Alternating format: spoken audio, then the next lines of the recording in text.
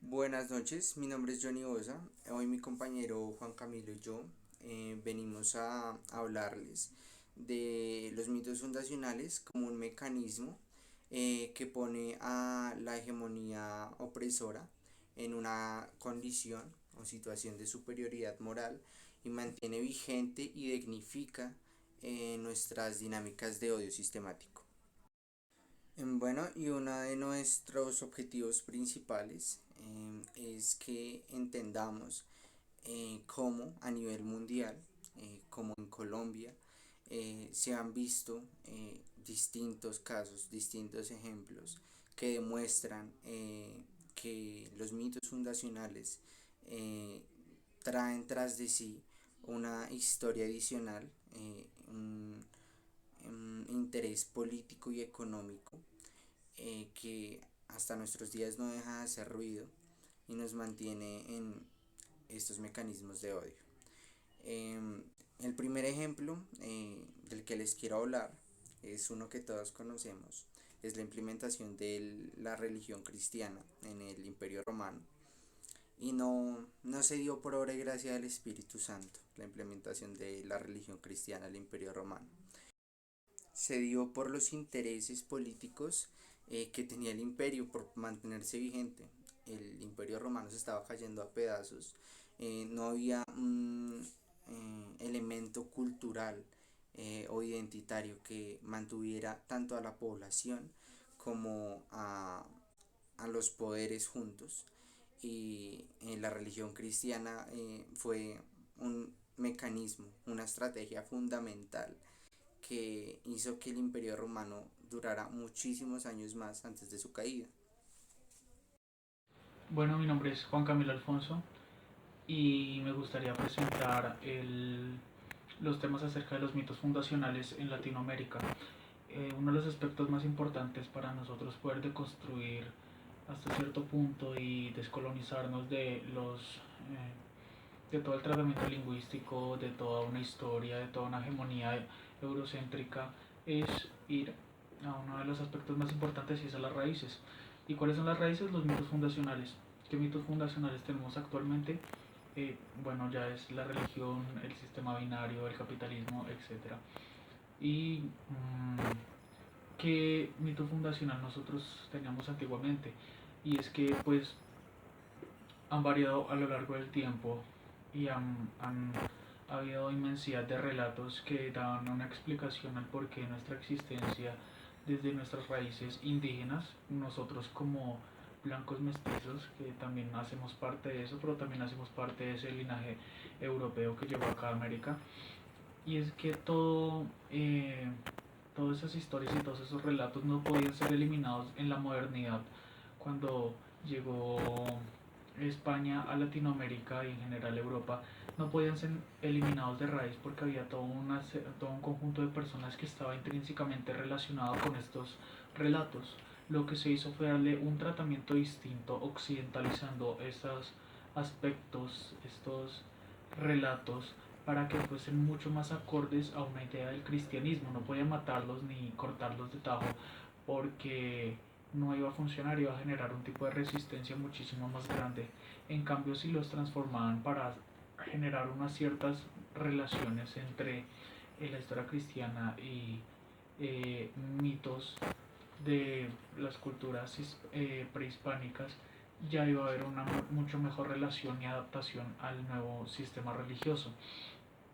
Eh, Uno de los aspectos importantes de la lengua es de cómo colocan a Cristóbal Colón como descubridor, colocándolo al mismo nivel de Dora la exploradora, diciendo que sin el apoyo de los europeos pues no tendríamos como tantas cosas que pues a la final no tienen cómo comprobar ese tipo de aspectos, siendo que ellos ni siquiera fueron los primeros y además pues no habíamos necesitado nada que nos descubriera. Solo que esto se les da como para darles un pedestal y una importancia,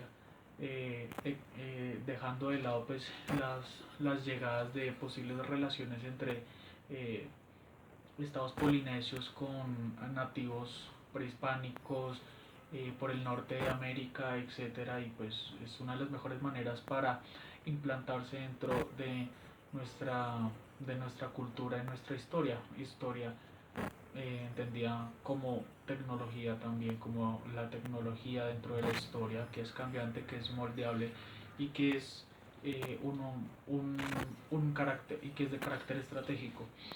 Y algo súper puntual es que, por ejemplo, la música también hace parte de esos cánones. Cuando nosotros hablamos de música, muchos cánones aparecen como que la música tiene que tener eh, estructura de ritmo, melodía y acordes, siendo que muchísimas de las músicas prehispánicas y de todo el mundo pues prescindían de los acordes, de melodías e incluso hoy en día hay muchas que solo músicas que solo están con el ritmo y esto es una visión totalmente eurocéntrica que nosotros incluso la podríamos datar desde Bach cuando es puntualizado como el rey o el, el dueño entre comillas de la armonía que es desde el siglo XVI. Entonces cómo la historia trata de moldear nuestro presente implantando unos cánones culturales y que desde ahí se arraigan para que nosotros sigamos pensando que Colombia y que en general Latinoamérica tiene en sus proyectos de productividad y de progreso tiene que ser igual a lo que son los países nórdicos o al centro de Europa. Y bueno, esta es solo una simple muestra del alcance y poder que puede tener un mito fundacional. Em, Tenemos muchos más ejemplos y a diario los vivimos. Sin embargo, nos gustaría centrarnos en cómo estos mitos fundacionales hacen de nuestro mundo y nuestro país un lugar idóneo para el odio, un lugar idóneo para seguir con estas dinámicas y no salir de esta narrativa guerrerista, machista, patriarcal y retrógrada. Bueno, y como les dijimos, no les hablaremos de los superpoderes que tiene un mito fundacional en la creación de un país, por ejemplo, sino los superpoderes que tiene en destruir una nación, en destruir un estado, una sociedad y invertir en nuestra mente los roles de los actores sociales o los actores en una guerra. Hacernos creer que el victimario es la víctima, como en el caso de Palestina-Israel. He aquí el otro ejemplo. ¿Qué es lo que está pasando con Palestina-Israel? ¿Por qué todos creemos que se trata de un conflicto religioso que se remonta a siglos, lo cual no es así? La razón es simple y es un mito fundacional. Es el mito fundacional del sionismo, el cual es una estrategia de comunicación utilizada por el Estado de Israel para dignificar su ocupación, su invasión y sus delitos de lesa humanidad en el pueblo palestino. Eh, y no es Israel actuando solo el que comete estos crímenes, sino es la comunidad internacional y los países más poderosos de Europa los que hicieron parte de el preámbulo a este conflicto que, como les digo, invierte los roles de guerra en nuestras mentes y llegamos a creer que el victimario es la víctima. Llegamos a creer que Israel es víctima de los terroristas palestinos, pero no son los israelíes los que mueren cada día, son los palestinos, sus niños, sus mujeres, sus hombres y, y su soberanía, una soberanía robada.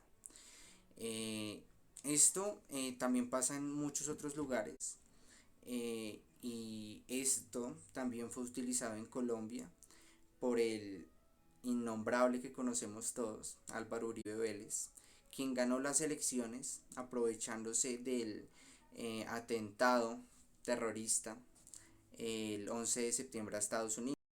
Entonces fue sin duda el discurso del presidente de la época en Estados Unidos, eh, el que le dio la gran idea a Uribe de señalar el gran problema de Colombia.